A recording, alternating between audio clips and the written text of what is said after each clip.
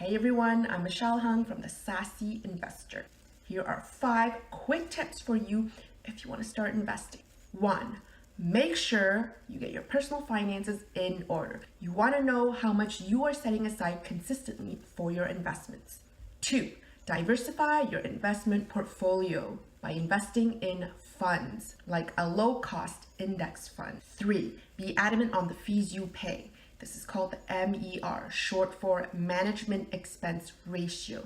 You should be paying less than 0.5% per year. 4. Diversify geographically. You embrace traveling to countries like Belgium, Singapore, Japan, Indonesia. Why not invest in them as well? 5. Think long term. Slow and steady wins the race. Stick to your plan and you will come out on top. If you like what you just heard, come check out my webinar on the 3 investing mistakes that people make that can cost them over $250,000 by the time they retire. I'll see you later.